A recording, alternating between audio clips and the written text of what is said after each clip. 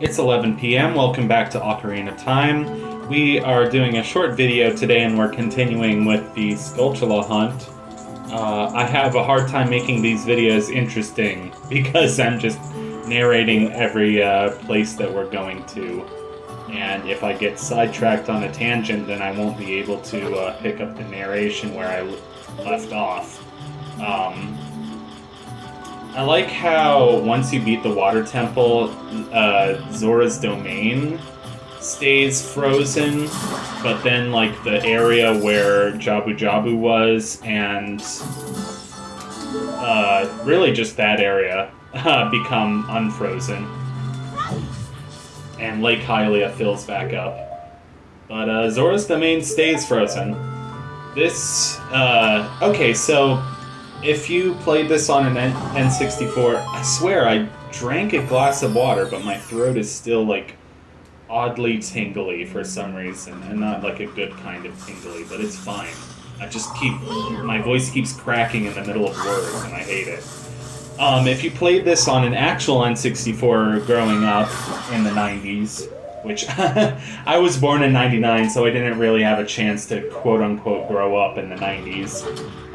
But the N64 came with a thing called a rumble pack, which would rumble in your hand. It was totally optional for most games, but in fact, I don't think it was required for any games, but it was sort of an extra feature that you could have, like an accessory. Excuse me.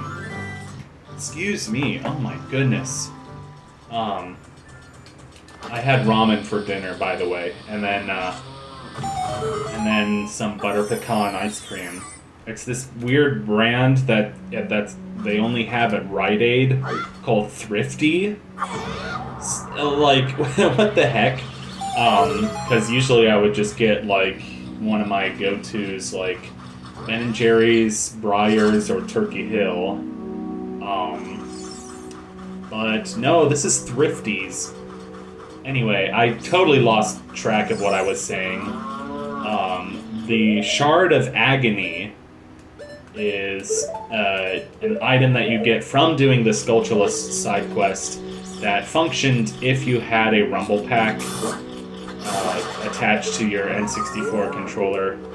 There's a rumble pack and there's an expansion pack. I don't think you could have both, but I know you needed the expansion pack for a DK64, Majora's Mask, and a few other games. But if you had the Shard of Agony, then it would vibrate when certain secrets were nearby. So it would, like, some of those trees in Hyrule Field, or the little circles of rocks, it would make a little noise, and you would know, oh, I have to do something here. You can also hear, like, a cow mooing at several points, and that's sort of how you know something is underground. Anyway, there were a couple here in Lon Lon Ranch. Lon Lon Ranch is just such a comforting area, and also screw you, Gwei. Gwei is such a funny name for an enemy, and it always makes me think of Arn's Winter Quest Gwei Edition. That's an incredibly obscure reference, but hint hint, it's made by the same guy who made Undertale. Like, a lot of people know Deltarune, a lot of people know Undertale, a lot of people know, and some people know that he made, oh gosh, I lost my train of thought. Some people know that he made Halloween Hack before making Undertale, but very few people know that he made Arn's Winter Quest before making Halloween Hack, before making Undertale, before making Deltarune. Anyway, there's nothing really that significant about Arn's Winter Quest, except for, basically the very first person who ever got me into Let's Plays to begin with was a YouTuber named SkullKid3, who, was probably best known for his Endless Ocean playthroughs, but he also did Majora's Mask, he did the Lost Winds series, he did lots of point-and-click games, especially the Monkey Island series. I think he quit making Let's Plays, like, about 7 or 8 years ago for mental health reasons.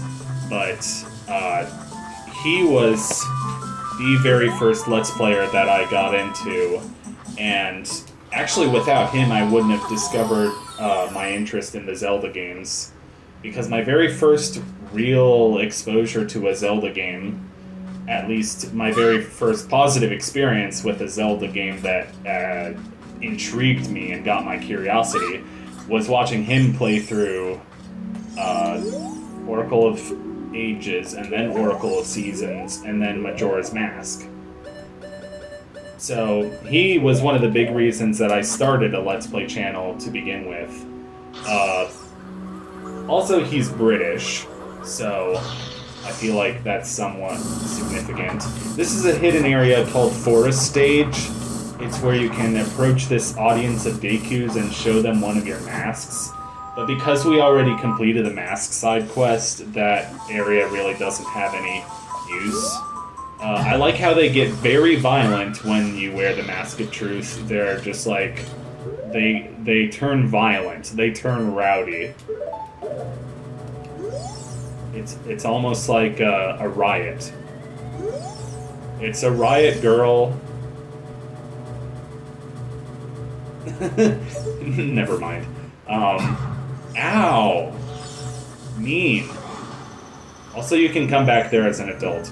We'll get to there. Yeah, this area is the area by Jabu Jabu and also the Ice Cavern. I'm not sure what to call it. Like, does it have a name other than Zora's River? Or Zora's Domain? Or, like, the area that's all the way behind Zora's Domain? Anyway, there's a guy here. He's just chilling on the wall. Did I ever mention that I have a morbid fear of tarantulas? Like, a morbid fear. Anyway. Like, people will just say, oh, well, then don't go to Australia, then. I mean, I kind of want to go to Australia anyway, because, like, it has beautiful beaches and beautiful women. Just kidding.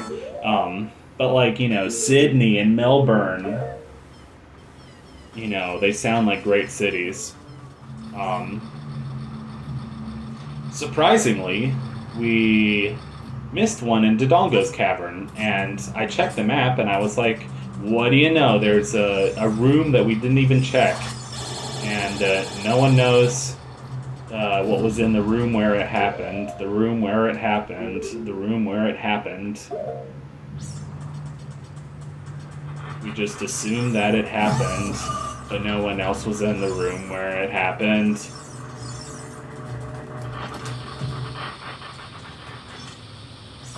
What made you move our nation's capital down the river? Did you know that they would something? Because I got what I wanted. Never mind. I can't even remember. Like, I used to be a sort of musical assistant at a camp, and that's the only reason I know the words to, like, these Hamilton things. Other than that, I do not like Broadway musicals in the slightest. I would not listen to Hamilton if given the choice. Which is funny because I did just go to see a lesser-known Stephen Schwartz musical, but only because my mom was in it, and that was actually okay. That was fine. I will not be going to see the new Wicked movie, even though I like Jeff Goldblum. Unfortunately, the reflector shields will be fully functional when your friends arrive. Yes. Electricity. Oh. What other movies has he been in? He's been in, well, all the Wes Anderson ones. Yeah, that reminds me.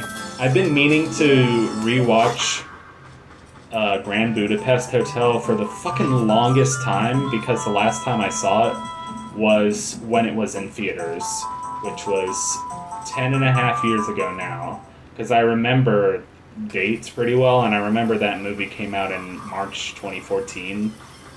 I was a freshman in high school, and yeah. Some of y'all weren't even born in 2014, and I was freshman in high school. Anyway, yeah, Gen Alpha sucks. I'm sorry. Anyway, last Sculptula of the video, and take care, and I hope you sleep well and drink hot tea. Goodbye.